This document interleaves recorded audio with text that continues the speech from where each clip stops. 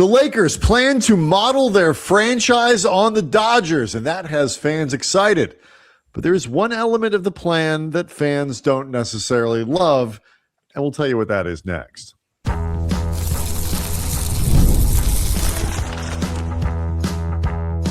You are Locked On Lakers, your daily Los Angeles Lakers podcast, part of the Locked On Podcast Network, your team every day. Thanks, everybody, for making Locked On Lakers first listen of every day, Monday through Friday, sometimes on weekends, even on holidays. And now, as you'll start seeing multiple times a day, no matter how you're doing it, whether through Apple, through Spotify, maybe you're one of the 37,000 plus subscribers to Locked On Lakers on YouTube. No matter how you're doing it, you're helping make the Locked On Podcast Network the number one sports podcast network in this or any other known universe. Andy and I, the Kamenetsky brothers, I'm Brian, he's Andy.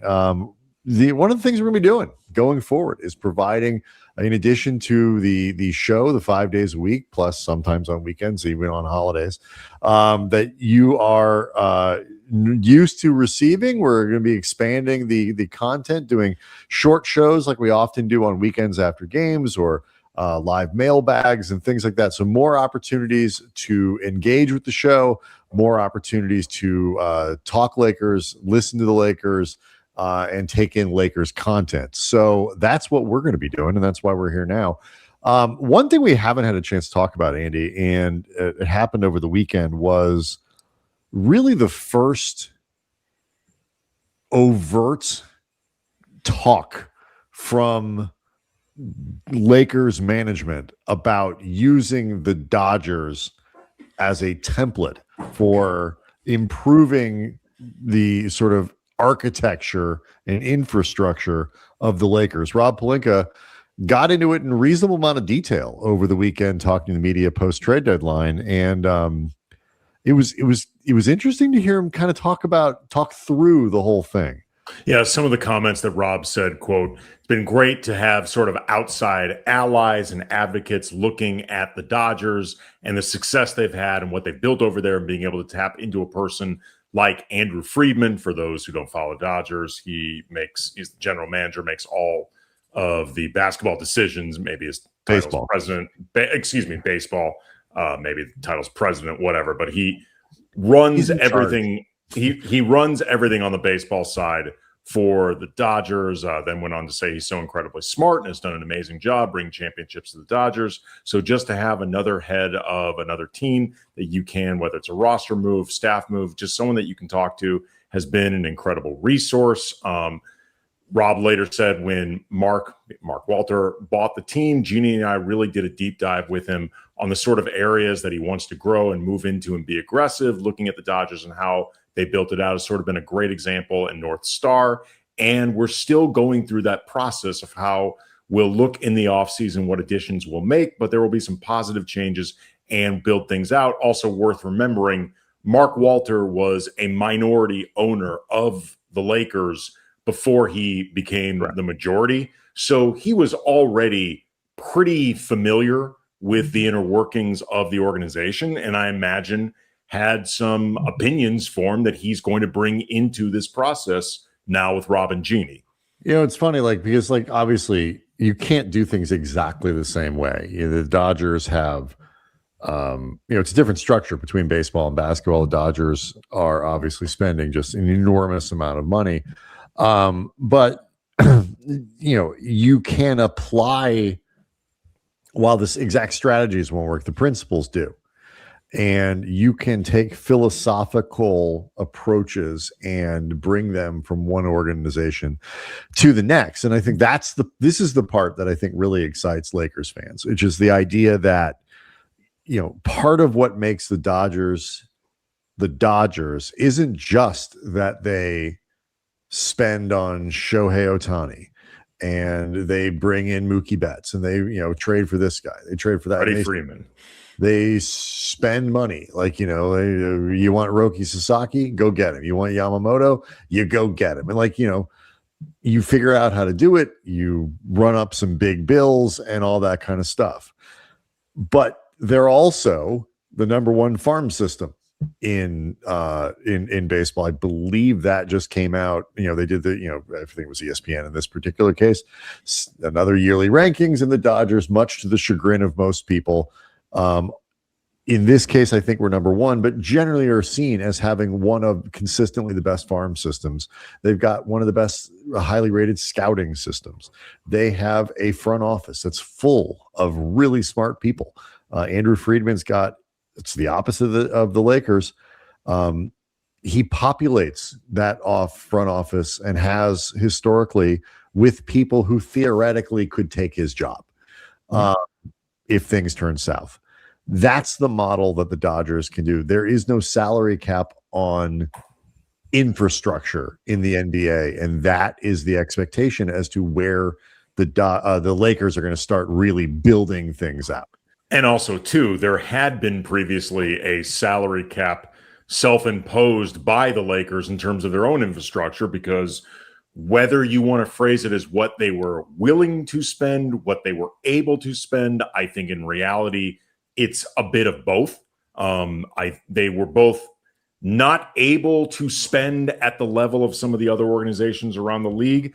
I would also posit that they were not willing to spend as much as they could have, even acknowledging the discrepancies in ownerships with teams around the league that are basically a bunch of like venture capital people where the team is not their main source of income, as opposed to the Buss family outside of the occasional Netflix show or tequila investment. Yeah, they're not super. They're not super liquid. Right. So this is something that now moving forward, it's been a long time coming. It's the major reason that the Lakers and Jeanie Buss needed to sell. The Buss family needed to sell to a different owner. We've said from the beginning that this eventual transition, because it sounds like they're going to be adding more people, at the very least, they need to build a new scouting department, because to the best of my knowledge, it does not currently exist. I do need to. That's one of these sort of things that's been hanging over the season. Yeah. Where it's like, I've been seeing a lot of, like, they fired this whole scouting stuff. Do they have anybody doing this work right now? But like, all of this stuff needs to be buffed out, and Rob Pelinka's future with the organization, I think for the immediate time being, is likely safe. People always bring up the example of when they bought the Dodgers, Mark Walter and his group, that former general manager Ned Colletti stayed on for a couple years before eventually being moved to a different role. And while I don't think that automatically means Rob Pelinka is safe, I just don't get any sense that Rob is about to get fired. But what I will say is this: Rob is about to have more people working with him that at best, maybe from Rob's perspective, he has to willingly collaborate with. At worst, from Rob's perspective, they will be at his equal or perhaps even higher than him. And if he is not willing to take on that type of structure, he's not long for this ride. It's I mentioned in the open that there are two parts of this. The part that make Lakers fans excited, we just covered that. The part that doesn't is what you're talking about. This notion that, and Rob mentioned a couple times throughout this conversation that, Jeanie and I, led by myself and Jeanie's talking about this, this new power structure, the changes that they'll be making in the draft process, to the, to the scouting and to the basketball ops and all this stuff, led by myself and Jeanie with Mark's support. This came up a couple times where Rob talked about his role as directing this process. He made it very clear that he's putting himself out in front of this as like the guy who will be leading this. And it's accurate, I think, in the sense what you're talking about. He's not being fired anytime soon, but it's also messaging and self-preservation. Like, he is very aware of one of Rob's greatest talents. It is arguably his greatest. Yeah. As an executive, it's absolutely his greatest. I mean, talent. I guess unless you account unless you count the ability to dress as an exec, because he's very good at that. Yes, he's very well dressed. I mentioned in Monday's show how he is well manicured jacket zipper. Really got my attention. Well, he's a jacket man, zipped down from the top, but also up from the bottom in a very intentional way. So, like I think he's trying to make it, so there can be, try to head off any intrigue about that before it really starts and position himself as doing it. Good luck with that. No, I understand, but problem solved. Nobody's going to be talking about it anymore. It's one of those things where if I just start doing it, if I just sort of declare myself the person who's in charge of this things, like maybe they'll just let me, if you project leadership and you project I'm blanking on the right word, but ownership of this process, maybe you just get to have it. That this is not something that's going to make Lakers fans excited. The idea that Rob Pelinka, who has aggressively ensured that no voices around this organization that could replace him have been there, is going to suddenly be the guy who builds out this basketball department, builds out the scouting department, fills it with the best brains in basketball, fills it with. I don't think that's something that people are excited about. And this adjustment, to me, is inevitably going to end with Rob and Jeanie gracefully. Well, Rob removed. Jeanie can stay on the business side, I think, for as long as she wants. But Rob removed from the basketball end of things, and Jeanie ultimately removed from the basketball decision. Well, Jeanie is removed from the basketball thing. She's never been a part of it in the first place. But like technically speaking, Rob had to run things by her when she. No, but I'm just saying, Jeanie has always been essentially a yes woman with that stuff. That may be, but she's still part of the decision tree. Right. Well, but she has one branch higher than her now. Right, and I think she will. That branch will just move over to the business side of things, where, quite frankly, she's more than happy to let Jeanie. She's been good at that. Rob will not be long for this, and I don't mean not long for it in the next 6 months he's gone, or in the next year, but he's not going to. I would be very surprised if Rob Pelinka had the same role in 3 years as he does now, and maybe it'll be done elegantly.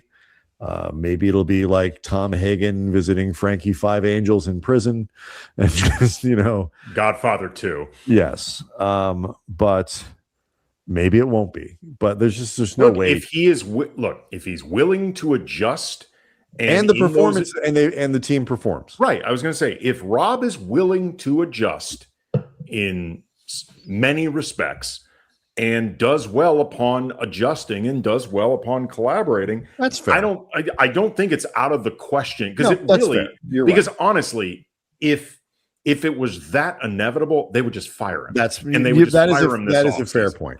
Right. I am basing a lot of that on my assumption that it won't work as well. Or witch casting. A little bit, probably both. But it's important. You and I are not huge Rob fans. We try to be fair to the guy. Yeah. When we think they've done a good job, we like to say so. When we think they haven't, we like to say so. But you are correct, and I am making assumptions. And there is no reason that if they do build out the basketball ops department, and Rob is in charge of it, and the team is successful, that Rob not only will keep his job, but shouldn't keep his job. He's doing the work. You are correct. That is a path that is still within the realm of possible, and it should be acknowledged. And I shouldn't fire the guy before he actually even So that's fair. But we'll see how this goes. I mean, this summer is going to be fascinating, not just for all the personnel stuff they do, but this will be the first opportunity that we see in terms of what this new structure is going to look like. So plenty more opportunities to talk about it, but it is a big thing that happened over the weekend that we didn't get a chance to get into, which is going to be one of the things that these short shows and extra shows or bonus shows or regular shows or different structured shows, whatever we're going to call them, we'll do, because there's a lot of stuff we don't always get a chance to do in the daily show, especially during the season. Anyway, Locked On Lakers on YouTube is where you can hang out with over 37,000 subscribers. But we cannot leave, Andy, without telling people about this.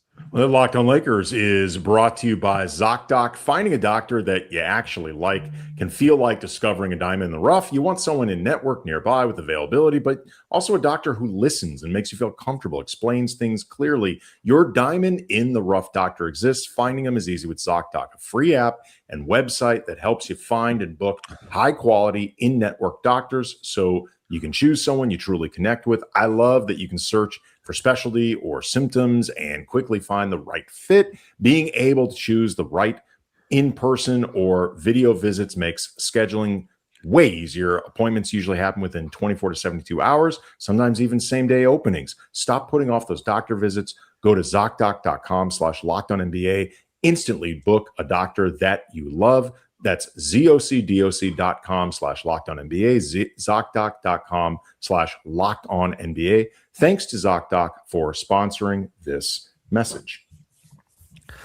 Locked On Lakers also brought to you by Wayfair. New Year's here. Perfect time to reset your routine and refresh your space. If you're spending more time at home, you might as well love how it looks and feels. And that's why you should turn to Wayfair, because it's a one-stop shop for getting your home back on track. From bedding, mattresses, storage solutions for every room, Wayfair makes it easy to start the new year fresh. We've done a lot of our work with Wayfair on the outside of our home, which is particularly important in California because they're about 2 weeks out of the year where maybe it's too cold to be outside, but probably not even that much.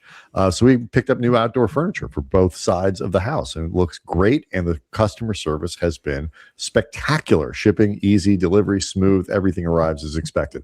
Get organized, refreshed, and back on track this new year for way less. Head to wayfair.com right now to shop all things home. That's WAYFAIR.com. Wayfair, every style, every home. And finally, Locked On Lakers brought to you by TurboTax. Tax season does not have to take over your life. This year, TurboTax makes it easier than ever. Just hand things off, move on with your day. With TurboTax Full Service, you can have your taxes done for you by a trusted local expert, start to finish, without the stress or guesswork. Instead of spending hours trying to figure out forms, you just meet with a local TurboTax expert in person, or you can connect online. They handle everything from W-2s to self-employment forms. They work to get you every deduction. Huge time saver. Gives you real peace of mind knowing an expert's handling it. So for a limited time, you can have all your taxes done by a local TurboTax expert for just $150 all in. And if a TurboTax expert didn't file for you last year, just file by February 28th. Take taxes off your plate. Go on with your life. Visit TurboTax.com/local to book your appointment today. All right. We'll see everyone next time.